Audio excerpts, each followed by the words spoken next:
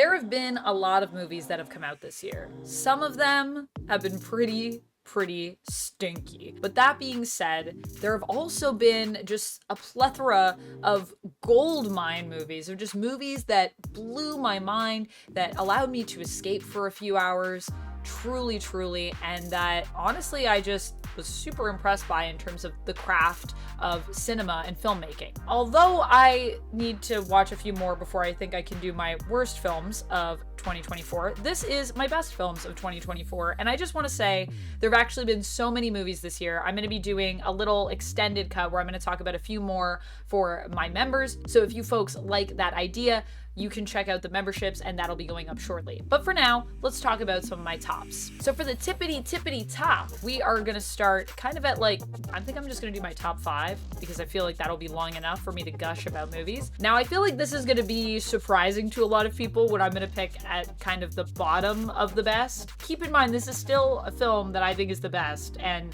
there are so many, like I said, that I won't get to include, but we're starting with Deadpool and Wolverine. I know, you probably thought this would be higher up on my list. I really liked Deadpool and Wolverine, and I personally had an intense connection to the movie, just being a mega comic book nerd. Getting to see Deadpool and Wolverine on the screen together is kind of like a dream come true for me. I love Deadpool and Wolverine. The only thing that would have made this better for me is if we had actually gotten Captain America. I wanted some, good, bad, ugly vibes like how we have in the comics, and sadly we did not get that. But we did kind of almost get that because we did get Chris Evans in this movie, just not as Captain America. So this was a summer blockbuster. It was a film that was not just fun for everything they did in the film in terms of all the fan service and just all these big moments that we were building towards, but it was also, I think, really gratifying just as a bit of a phenomenon. Like, I feel like everyone wanted to go out and see this movie together, and it was just so much fun. I also saw it when I was in San Diego at San Diego Comic-Con. So after the con was done, we kind of went on the Sunday on like the last day of the con, and I went with friends who I was traveling with, and it was pretty spectacular. It was everything that I had dreamt it would be. I do feel that it's not maybe going to be a film for everyone. I do think this is a film that you want to go see with your nerd friends, but I do think there is a lot of humor in this film that still will resonate with everyone. And Deadpool is just such a wacky, wild, fun character. I really appreciate kind of what they opened up with this. I do wish they had done a little bit more with Cassandra Nova. I do feel like she was kind of underutilized and making her this big threat, and then in the end just taking her out so quickly. So I did have a little bit of a gripe with that, but I mean, overall, I mean, what more do I need in my life? Ryan Reynolds as Deadpool, Hugh Jackman returning again as Wolverine. This was just a spectacular, fun movie that I think almost everyone will enjoy in some respect, even though, like I said, I think the people that are really gonna love this film are the nerds, which I am, so makes sense it's on my list. Up next, we have, I don't know if people are gonna guess this one, but The Wild Robot. I loved The Wild Robot. I think it's one of the films that made me feel the most catharsis this year. I bawled my eyes out for most of the movie, understandably. If you've seen The Wild Robot, you know what I'm talking about. And if you haven't seen The Wild Robot, I would say this is definitely a film that is a must-watch, just even in terms of the animation style. I really thought stylistically it was really gorgeous and just completely captivating from the beginning of the film. I love the way that nature is explored in this movie, and I love the fact that this is, a family film that also isn't afraid of kind of showing some of the more real parts, I guess, of nature. This idea of other animals needing to eat other animals. It does, I think, a really good job handling how it shows death. And I know that there are some people that found that kind of off-putting, I think, because, with kids coming to the movie, it can be upsetting.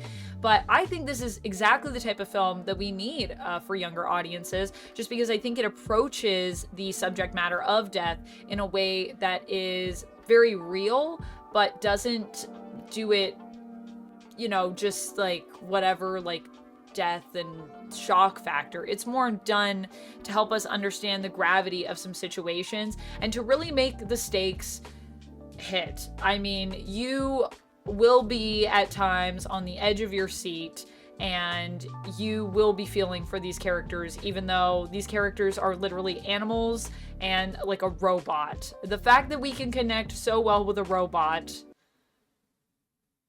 is just a testament to how amazing this film is, I think. And obviously The Wild Robot is also based off of a book.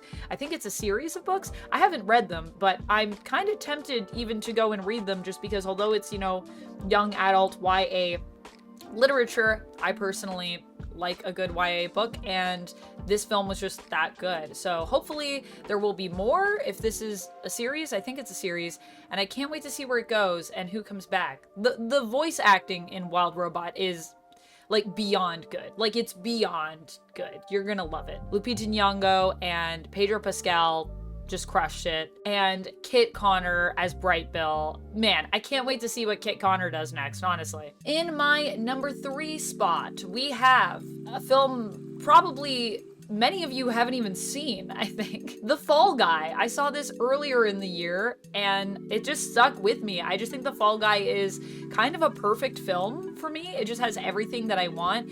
And if you don't know this about me, I'm a big, like, action and stunt nerd. I did have my stunt certification for a time.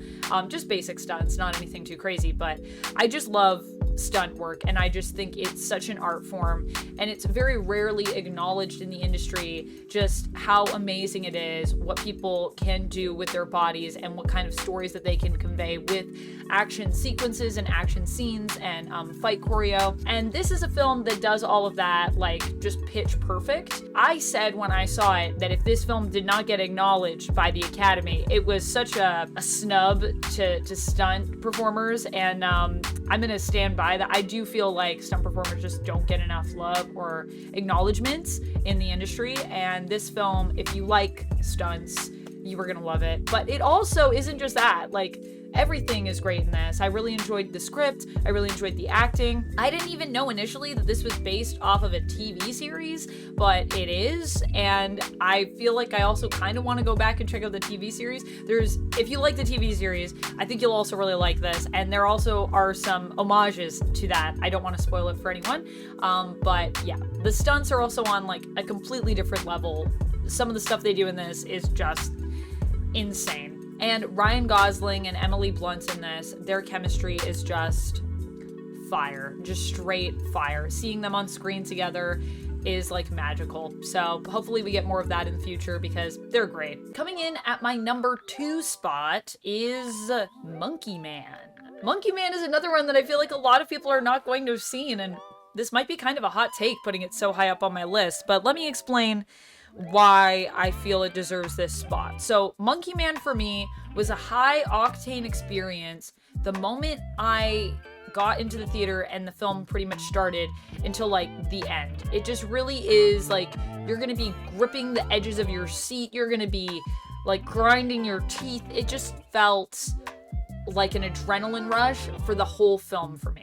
Dev Patel is also amazing in this movie, and speaking of action, like I said, I love action, and this film really delivers on that. It has some sequences that just go on forever, and that is something I feel like I have not seen in a film in a while, like an action scene that just doesn't end, where we're going through various places where I think this is done, he's captured, that's the end of it, and he just keeps going, unstoppable. A lot of people have likened it to kind of like an India, like John Wick kind of story, and I definitely could see the parallels there. I mean, granted, I really love John Wick as well, so that makes some sense, but I think it's also just a lot of the cinematography in this I really enjoyed. Like, on a visual level, there's some really cool stuff that it's doing, and there's also some really long shots in this. I remember there being stuff where I was like, when will they cut?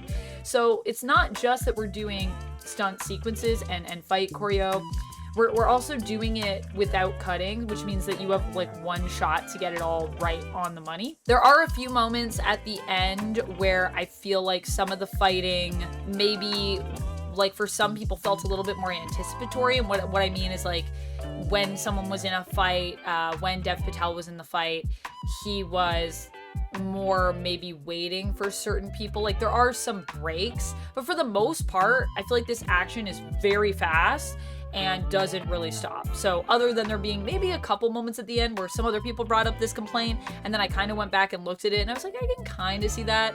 That's really it. Like other than that, I really have no complaints about this film. I just thought it was so well done, so well shot. And like I said, if you like action, you need to watch Monkey Man because it's crazy. It's crazy. I need to own this movie. Speaking of movies that I need to own, let's talk about my number one spot. So my number one spot for this is, if you know me, you probably guessed this one. Wicked Part 1. I know, Wicked Part 1. So funny to just be showing on this list a variety of things. What do I love? I love nerdy movies. I love family movies. I love movies that make me cry. I love action-packed films, and I also love musicals. But Wicked for me is also a film, it's very personal. So the reason why I'm giving it my top spot, not only because I think this film was exceptionally well done, although there are some nitpicks I still have with it. Overall, I thought the film was so well done, and it's a film I've been waiting a very long time to see, and I was very nervous about this going into the theater.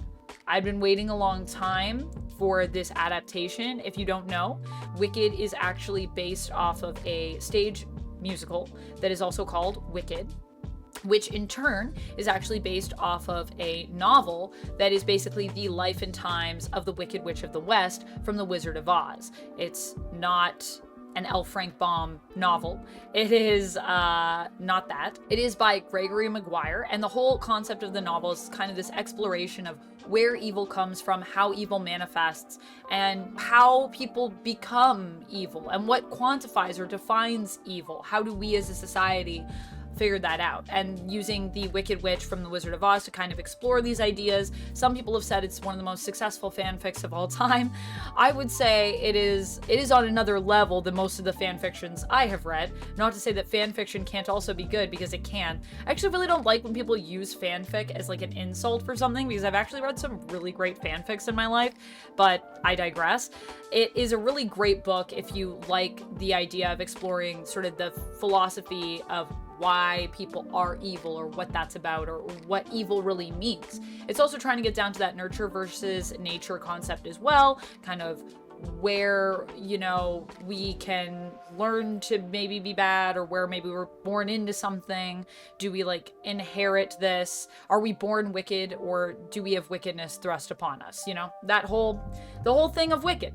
Now, the musical kind of takes it and flattens it a little bit, so it's not as deep as the book, obviously, but the music in Wicked is amazing, and it's one of the works that when I first saw the show, it's one of the things that really solidified my love of acting and my desire to want to be an actor, and also my passion for musicals and for singing. If you don't know, I also love to sing. I don't do it a lot in terms of like on the internet or anything like that, but I love music and always have since I've been very young. So this is a film that means a lot to me, and I think the movie does a great job of taking the stage play and kind of elevating it a little bit and adding some more nuance to it to kind of give us a good middle ground, I would say, between the book and the theater show. It adds a little bit of depth, which I liked, and it expands some things that just give us a deeper understanding of some of these characters in a really beautiful way.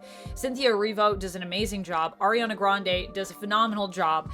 We have two leading ladies here that are just coming in and really dominating and just crushing it as these characters. I was so impressed. The music is great. I love that everyone brought their own take to the music as well. So it's not just, you know, the soundtrack that I've heard forever. There's little flourishes and things in here to change it up. So it was really cool to see, and Dancing Through Life, what they did with that number and just the fun that they had with that choreography, man, it is just gonna take you into a whole other world. So if you just want to escape and get to explore still concepts that are relative to us today, but go to a beautiful fantasy land of Oz, I highly recommend Wicked Part 1. So that's kind of where I'm at right now in terms of what I've been loving. But like I said, there's a lot of things that didn't make the cut. A lot of things that didn't make the cut that I really loved.